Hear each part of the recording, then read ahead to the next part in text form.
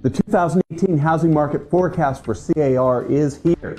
It's 113 pages, so I'm going to break it down into three parts. First, we're going to take a look at 2017, the economic conditions in California, and the proposed tax reform. Next, we're going to look at the housing trends, supply and affordability. Then we're going to finish with 2018's housing markets forecast in California. Now, the consumer confidence has definitely driven the economy, with the GDP at 3.1%, consumer spending at 3.3%, and the S&P at historic highs since 2005 at 2,456. Since the recession in 2010, where we experienced 1.3 million jobs lost, we've now regained 2.4 million jobs statewide. The job growth is slowing a bit at 1.6%, but in the north central area, we're at 3.4%, the highest in the state. In this extremely tight labor market, our unemployment rate is 5.2%, just below the statewide rate of 5.4%, but above the national rate at 4.2%. The biggest job growth this year has been in the construction industry at 6%, which is great news for our inventory shortfall as we start seeing it coming on board. Construction is followed by education at 4% and healthcare at 2.7%. The real estate industry comes in at number 7 on the list at 1.5%.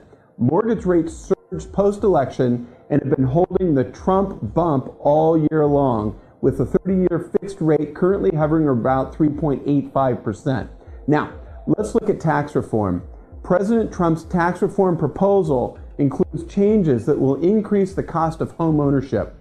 48% of those surveyed expect housing prices to remain the same or flat, and 57% expect housing sales to actually go down.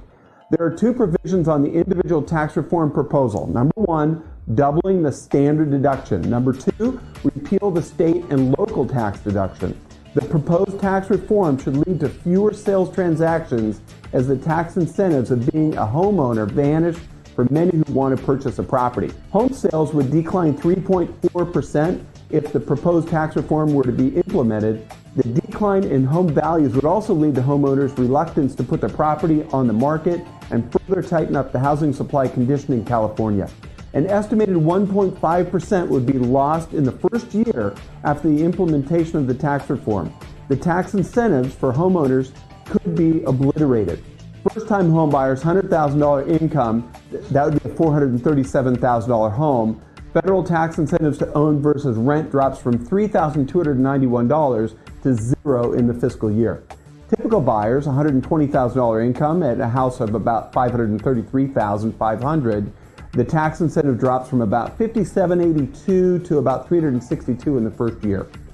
Mid-range buyers, $150,000 income, at about a $615,000 house on average. The tax incentive drops from about $8,000 a year to about $1,334 in the first year. High-end buyers such as San Francisco, Los Angeles, metro areas with home incomes of about $200,000 and homes of 1.2 or so, the tax incentive actually drops from about $16,600 to about $5,725 in the first year.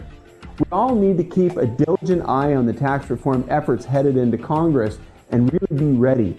Next week, we're going to take a look at supply, housing trends, and affordability. Well, that's this week's Real Estate Insider Weekly. Thank you for joining me again. Have a great day.